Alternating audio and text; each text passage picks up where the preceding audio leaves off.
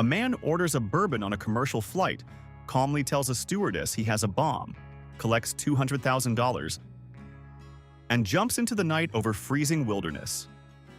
In another city, thieves dig a secret tunnel for months and walk away with $70 million before anyone notices. Museums, banks, royal vaults, airports. 44 real heists so bold, so reckless, they made entire police forces look powerless. 1. The name D.B. Cooper is legendary, but the reality of his 1971 heist is even stranger than the myth. A man in a sharp suit boarded a flight to Seattle, ordered a bourbon and soda, and then politely handed the stewardess a note saying he had a bomb. He wasn't sweating or screaming. He treated the whole thing like a business transaction, demanding $200,000 and, crucially, 4 parachutes. He even tried to tip the staff. After getting his cash, he ordered the pilots to fly low over the dark, freezing forests of Washington state, lowered the rear stairs, and jumped into the void wearing nothing but loafers and a trench coat. The FBI launched one of the most extensive manhunts of the 20th century, dredging rivers and combing forests, but they found absolutely nothing except a few rotting $20 bills years later. He remains the only air pirate to simply vanish into thin air and get away with it. 2. In 1968, Japan witnessed the most brilliant fake-out in criminal history, known as the 300 million yen robbery. A bank car loaded with cash was pulled over by a police officer on a motorcycle during a heavy rainstorm. The officer frantically told the 4 bank employees that their branch manager's house had just been blown up and that dynamite was planted under their car. As the terrified employees ran for cover, the officer crawled under the car, lit a flare to simulate smoke, and screamed that it was about to blow. The employees fled for their lives, thanking the brave cop for saving them. But the explosion never happened. The officer calmly got into the car and drove away with the money. The motorcycle was a fake, the uniform was stolen, and despite an investigation involving 170,000 police officers, the thief remains unidentified to this day. 3. Before 1911, the Mona Lisa was not the most famous painting in the world. It was just another face on the wall until Vincenzo Peruggia decided to take it home. This was not a sophisticated operation. Peruggia, a former museum worker, simply hid inside a broom closet at the Louvre overnight. When the museum opened, he put on a white worker's smock, took the painting off the wall, and walked to the stairwell to remove the frame. The exit door was locked, which should have ended the heist, but a passing plumber saw him struggling and helpfully unlocked the door for him. Peruggia walked out into the Paris streets with the masterpiece tucked under his arm, and nobody noticed it was missing for 28 hours. The French authorities were so desperate they arrested the poet Guillaume Apollinaire and even interrogated Pablo Picasso, while Peruggia kept the painting in a trunk in his apartment for 2 years. 4. In 1927, the people of Cisco, Texas, witnessed the worst holiday special ever when a man dressed as Santa Claus robbed the First National Bank. Marshal Ratliff put on the red suit to blend in, and it worked perfectly until children started following him, demanding presents. He pulled a pistol instead of a candy cane, forcing the tellers to empty the vault while kids watched in horror. The getaway was a total disaster because the gang forgot to fill their car with gas and had to hijack a passing Oldsmobile driven by a 14-year-old boy. The police were stunned not by the crime itself, but by the fact that the townspeople were so angry they ignored the gunfight to chase Santa down the street, proving that you never mess with Christmas in Texas. 5. In 828, 2 Venetian merchants pulled off one of the strangest religious heists in history by stealing the body of Saint Mark from Alexandria. Muslim guards were inspecting every crate leaving the port, so the merchants hid the saint's remains under layers of pork and cabbage. The guards, forbidden from touching pork, recoiled in disgust and waved the shipment through.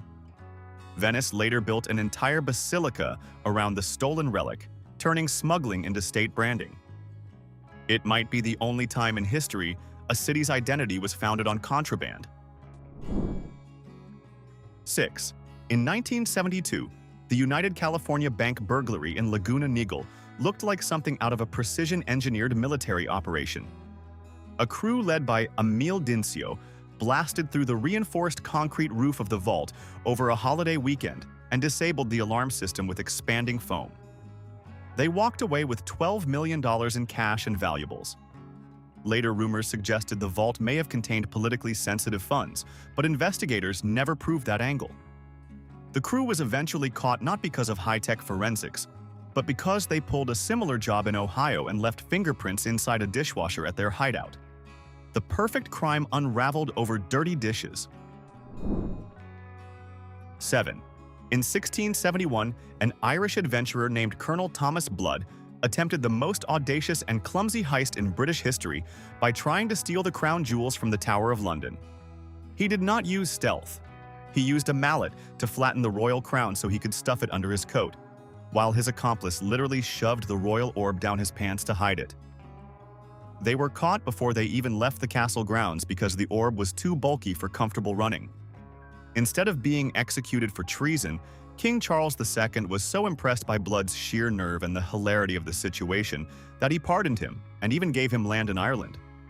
It remains the only time in history someone tried to wear the crown jewels as underwear and got rewarded for it. 8. The 1971 Baker Street robbery in London is a masterclass in bad timing and accidental comedy. The gang was tunneling into a bank vault while communicating via walkie-talkies, but they were totally unaware that a local ham radio enthusiast named Robert Rowlands was listening to their entire conversation. Rowlands heard them arguing about money and called the police, but the officers thought it was a prank and ignored him. When they finally believed him, Scotland Yard had to check 750 banks across London because they had no idea which one was being robbed. While the police ran around like headless chickens, the gang casually emptied the safety deposit boxes and vanished, leaving behind a message on the vault wall that simply said, "Let Sherlock Holmes try to solve this." 9. The 1972 Pierre Hotel robbery in New York was conducted by Samuel Nalo and his crew, who decided that manners were just as important as guns. They took over the hotel lobby at 4 in the morning, handcuffing 19 staff members and guests. But instead of being brutal, they were incredibly polite, apologizing to the guests for the inconvenience and even tipping the elevator operator. They spent hours breaking into the safety deposit boxes, stealing $27 million in jewelry and cash. Investigators were left scratching their heads because the thieves knew exactly which boxes to target. The heist was so smooth that one of the thieves actually called the front desk to complain that the hostages were making too much noise. They vanished into the morning traffic, leaving behind the most confused and well-treated hostages in history. 10. In 1906, a shoemaker named Wilhelm Voigt pulled off the greatest con in German history using nothing but a second-hand uniform. He bought an old captain's uniform from a costume shop, walked out onto the street, and ordered a squad of random soldiers to follow him. Because obedience was everything in Prussia, the soldiers didn't ask questions. They just marched behind him to the town hall of Köpenick. Voigt then ordered the soldiers to arrest the mayor and the treasurer, confiscated the city's entire treasury, and sent the officials to Berlin under guard. He then hopped on a train and went home with the cash. The Kaiser found the whole thing so funny that he eventually pardoned Voigt, calling him an amiably cheeky fellow who proved that a uniform is more powerful than a brain. 11. In 1911, the Bonneau gang terrified France not because they were geniuses, but because they were the first criminals to realize that cars are faster than horses. Before them, bank robbers fled on foot or bicycles, but this anarchist group used high-powered automobiles to strike banks and flee at speeds the police couldn't match. In their first heist, they shot a guard and sped away in a stolen luxury car, leaving the local officers on their bicycles completely humiliated in a cloud of dust. The press went wild, dubbing them the auto-bandits. They outsmarted the authorities for months simply because the French police budget didn't include gas money or fast cars, forcing the government to finally upgrade their technology just to catch up. 12. The theft of the Stone of Scone from Westminster Abbey in 1950 was less of a heist and more of a clumsy student prank that went too far. 4 Scottish university students broke into the abbey to steal the ancient coronation stone, but as they were dragging the 300-pound block, they accidentally dropped it and it broke in half. One student had to drive the broken piece back to Scotland in the trunk of a Ford Anglia, pretending it was luggage. They eventually repaired the stone with plaster and left it at Arbroath Abbey draped in a Scottish flag. The police spent months searching all of London, completely unaware that the symbol of the monarchy had been sitting in the back of a small car driven by a student who was worried about his exams. 13. In 1969, the Mafia pulled off one of the greatest art crimes in history by stealing Caravaggio's Nativity from an oratory in Palermo. The painting hung above the altar, and the thieves simply cut it from the frame with a razor blade. It wasn't a high-tech job. It was brute force. Detectives were completely paralyzed because the painting vanished into the underworld immediately without a single trace. Over the decades, informants have told wild stories. One claimed the painting was used as a floor mat by a mob boss, while another horrifyingly suggested it was stored in a barn where rats and pigs ate the canvas. To this day, the masterpiece remains missing, leaving the art world to wonder if a priceless Caravaggio really ended up as dinner for farm animals. 14. The 1907 theft of the Irish Crown jewels wasn't a daring midnight break-in. It was pure institutional incompetence. When a new safe arrived at Dublin Castle, it was too large to fit inside the secure strong room. Instead of replacing it, officials left the jewels inside that oversized safe in a library used as a waiting room. The officer responsible was known for losing his keys while socializing. One day, the jewels were simply gone. No forced entry, no shattered locks, just an empire embarrassed by a mystery it never solved. 15. In 1855, the Great Gold Robbery changed how the world viewed train travel, mainly because the thieves understood physics better than the police. A clerk named William Pierce and a safecracker named Edward Ager realized that gold boxes were weighed at both ends of the journey between London and Paris. They didn't just steal the gold, they replaced it with lead shot that weighed exactly the same amount to the ounce. They did this inside a moving train, filing down the bars and swapping the contents while the guards were none the wiser. The crime was so perfect that the theft wasn't discovered until the boxes were opened in Paris, leading investigators to temporarily wonder if the gold had magically transmuted into lead through some sort of dark alchemy. 16.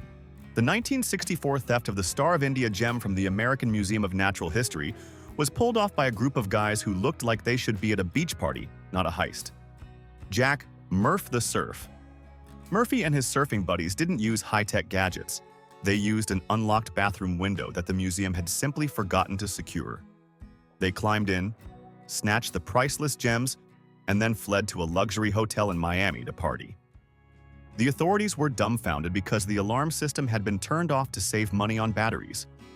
The thieves were only caught because they were spending money so recklessly that they might as well have worn t-shirts saying, "I just robbed a museum." 17. In 1899, Butch Cassidy and his wild bunch executed the Wilcox train robbery, an event that showed the sheer comedic danger of using too much explosives. They stopped a Union Pacific train in the middle of nowhere and demanded the conductor open the safe. When he refused, they used dynamite to blow the safe doors open. However, they drastically miscalculated the amount of explosives needed. The blast was so massive, it entirely destroyed the railcar and blew $30,000 in paper bills high into the night sky. The outlaws had to frantically run around in the dirt, catching burning money as it rained down on them. The Pinkerton detectives were furious, spending years chasing a gang that literally made it rain in the desert.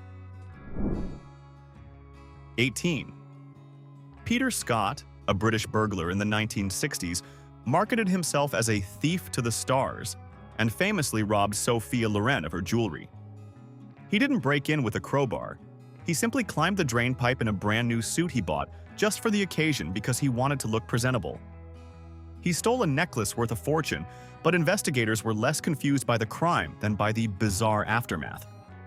Sophia Loren publicly insulted him, saying that the thief must have been an amateur because he missed her most valuable rings. Scott was so offended by the criticism of his professionalism that he actually wrote a letter to the newspaper to defend his reputation, which naturally helped the police track him down. 19.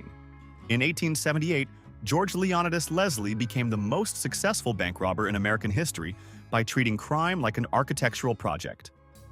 A trained architect, Leslie would obtain the blueprints of a bank and build an exact scale model of the vault in an abandoned warehouse. He would spend months practicing in his model, drilling holes and cracking safes in the dark until he could do it blindfolded.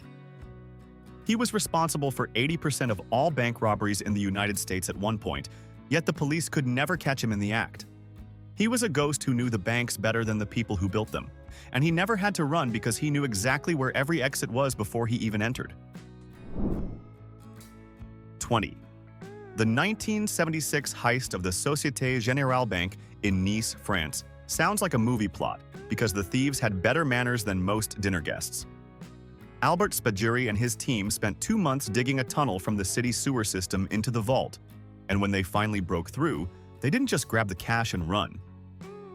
They brought wine, pâté, and portable stoves, having a gourmet picnic inside the vault surrounded by millions of francs in gold bars. They spent the entire weekend there, welding the door shut from the inside so the police could not enter.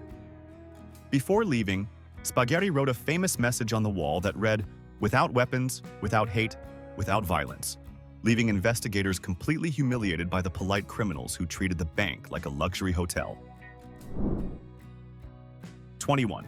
The 1950 Great Brinks robbery in Boston was the crime of the century because the thieves looked like a bizarre costume party. 11 men entered the depot wearing navy peacoats, chauffeur caps, and terrifying Halloween masks of Captain Marvel and Captain Ahab. They didn't blow up the vault. They had spent 2 years stealing the keys one by one and making copies before returning them. They walked in, tied up the employees, and walked out with nearly $3 million in cash and checks. Detectives chased their own tails for 6 years because the gang had a strict pact of silence. The perfect crime only unraveled because one of the members got annoyed that the others weren't sending him money while he was in jail for an unrelated crime. 22. In 1961, a retired bus driver named Kempton Bunton stole a portrait of the Duke of Wellington from the National Gallery in London, but his motive was purely administrative. He sent ransom notes to the government, not asking for millions of pounds for himself, but demanding that the government use the money to pay for TV licenses for the elderly. He held the painting hostage in his cupboard for 4 years while the police chased international art syndicates and criminal masterminds.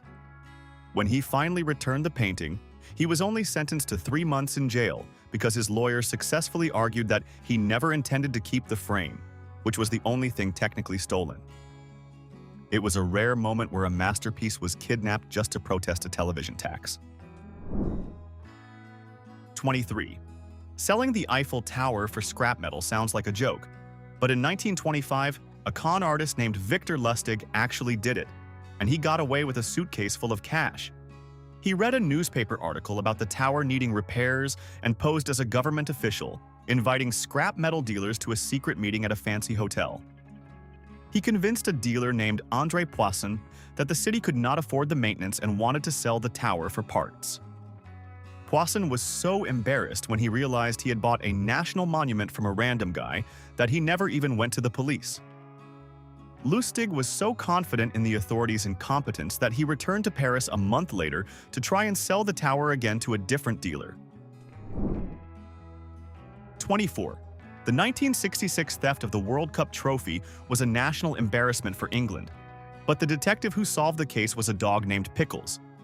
The solid gold trophy was stolen from a public exhibition in London while the guards were on a coffee break. Scotland Yard launched a massive investigation, raiding homes and interrogating suspects, but they came up with absolutely nothing. 7 days later, a man named David Corbett was walking his dog in South London when Pickles started sniffing a random package wrapped in newspaper under a hedge. It was the trophy. The dog was given a year's supply of food and became a movie star, while the police force was left explaining why a mixed-breed collie was better at detective work than all of their finest officers.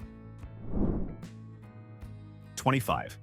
In 1876, a gang of counterfeiters in Illinois hatched a plan that was as ambitious as it was stupid. They decided to kidnap President Abraham Lincoln. The only problem was that Lincoln had been dead for 11 years. Their genius idea was to break into the tomb, steal the body. and hold it for ransom until the government released their best engraver from jail. They actually managed to break in and were lifting the coffin when their getaway driver pulled a gun on them. It turned out the driver was a Secret Service agent who had infiltrated the gang weeks ago. The heist failed miserably, and Lincoln's coffin was eventually buried under 10 feet of solid concrete to ensure that nobody tried to abduct the president for a second time. 26. The Wild West had many outlaws, but none were as bizarre as Black Bart, the gentleman bandit of the 1870s. He robbed 28 stagecoaches without ever firing a shot or even riding a horse. He simply walked to work because he was terrified of horses. He was famous for leaving polite poems behind at crime scenes, mocking the sheriffs with rhymes about his long and lonesome way.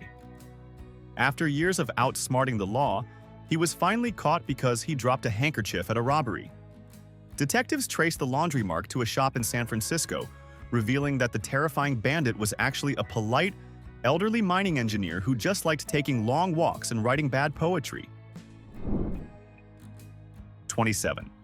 In 2019, thieves broke into Germany's Green Vault Museum and stole one of the largest collections of royal jewels in Europe.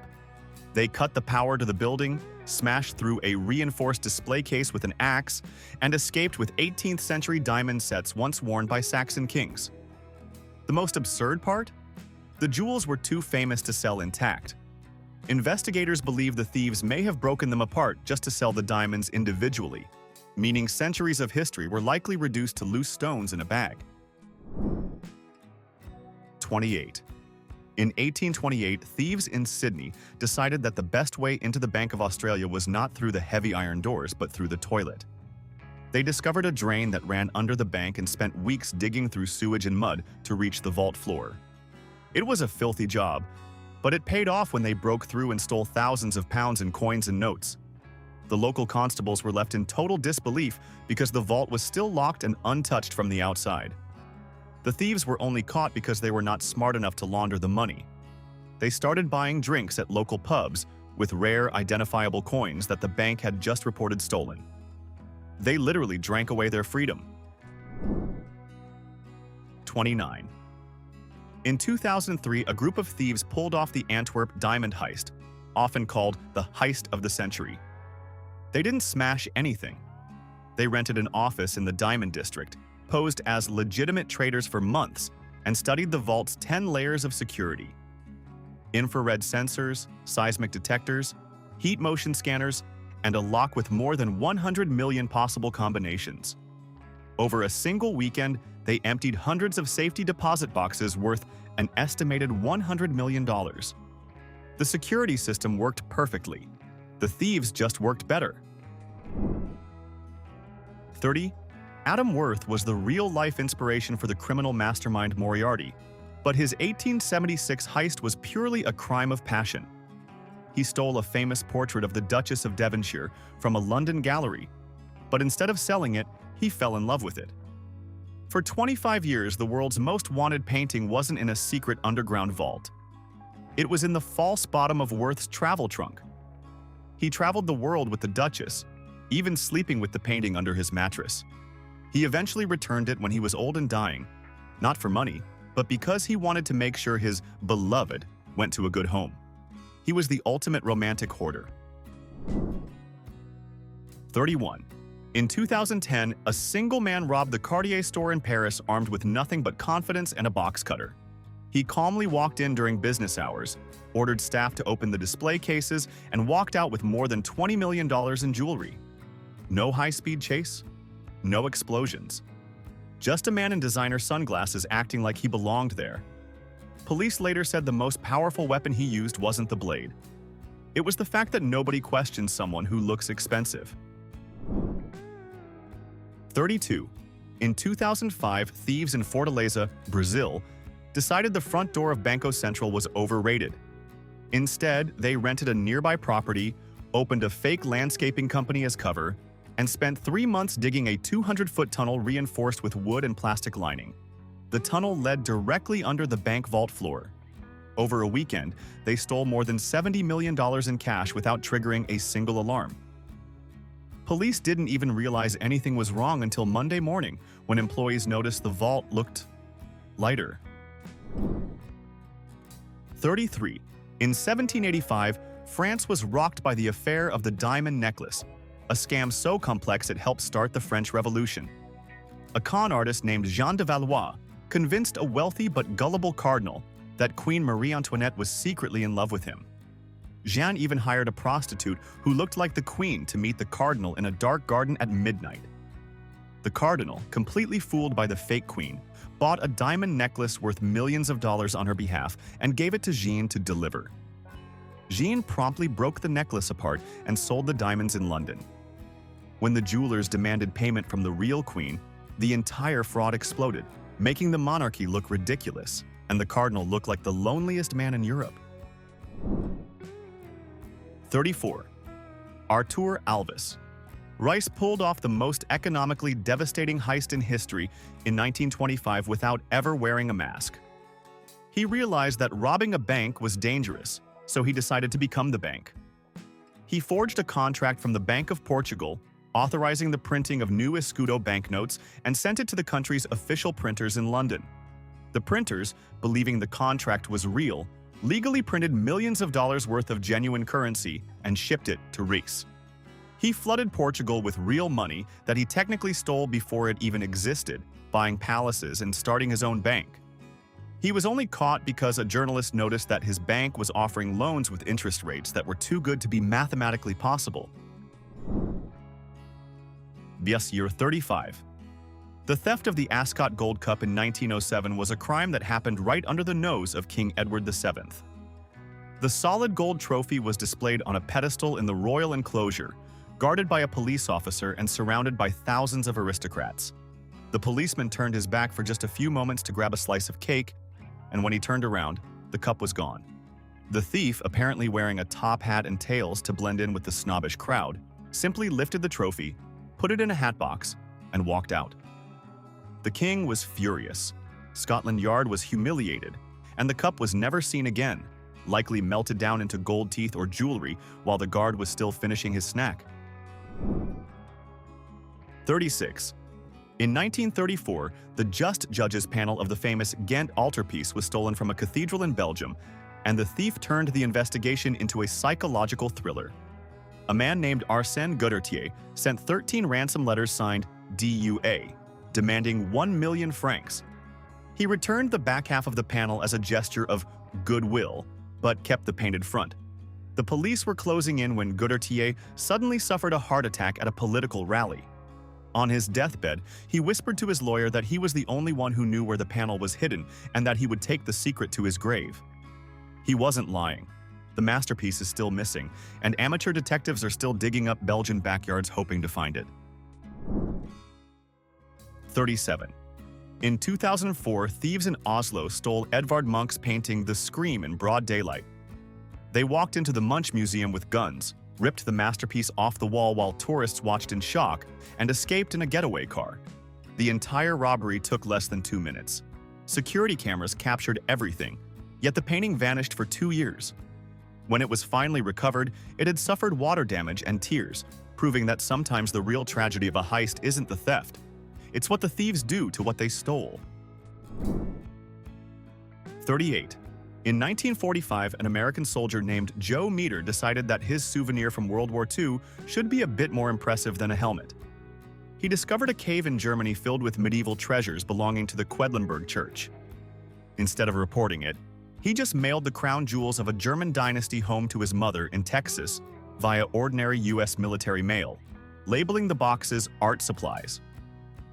For decades, priceless 10th century gold crosses and jewel-encrusted manuscripts sat on a television set in a living room in Texas, while local neighbors assumed they were just flashy flea market junk.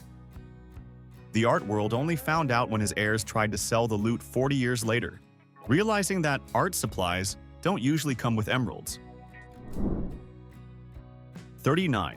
In 1936, the Gibson Stradivarius violin was stolen from a dressing room while the musician was on stage performing an encore.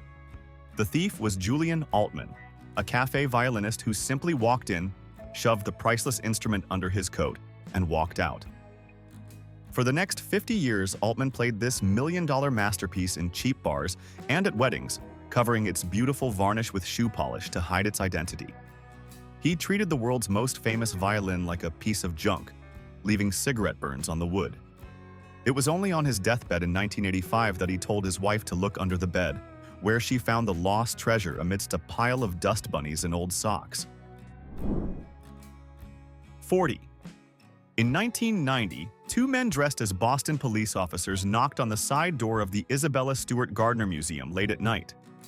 The security guards, breaking every protocol in the book, let them inside.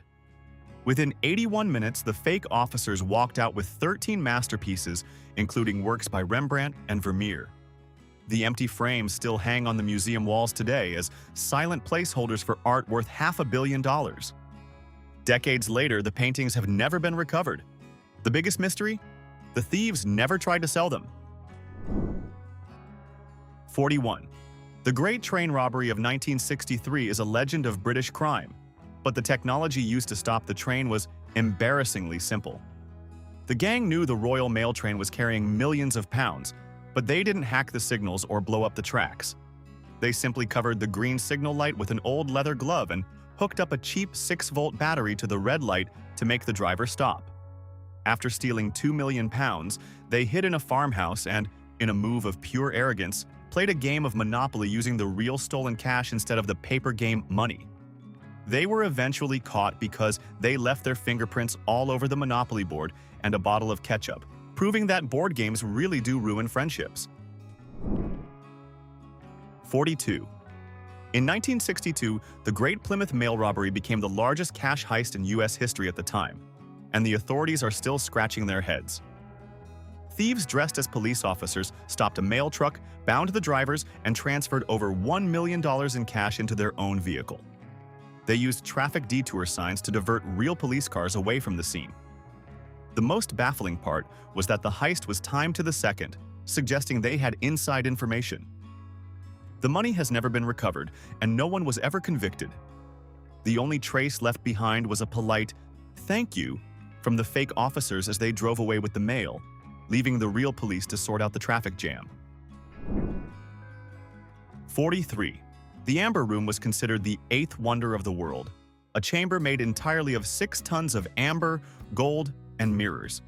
But in 1941, the Nazis managed to steal the whole thing. This wasn't a case of sliding a painting under a coat. They dismantled the entire room, packed the walls into 27 crates, and shipped them to a castle in Königsberg. Then, in the chaos of the war's end, the crates simply vanished. To this day, treasure hunters are digging up bunkers, diving into lakes, and exploring caves. But nobody knows how 6 tons of glowing gold walls just disappeared. It remains the heaviest and most expensive magic trick in history. 44. The greatest heist of the ancient world didn't involve money, but a corpse. In 321 BC, Alexander the Great had just died, and his funeral cart was a massive golden temple on wheels destined for Macedonia. Ptolemy, one of Alexander's generals, realized that possessing the body would make him the true successor. He didn't wait for a ceremony. He launched a military raid on the funeral procession in the middle of the Syrian desert. He hijacked the hearse, fought off the royal guards, and dragged the body to Egypt to legitimize his own rule as pharaoh. It was the only time in history an empire was stolen by stealing the hearse. We just walked through crimes that humiliated governments and left masterpieces, diamonds, and millions still missing. Now I want something better than great video in the comments. What legendary heist did we leave out that belongs here? And why is it crazier than the ones you just saw? Sell it. Convince everyone. If this made you question every secure building you've ever walked past, hit like and subscribe, because next time, we're not talking about the ones that baffled police. We're talking about the ones that should have been impossible.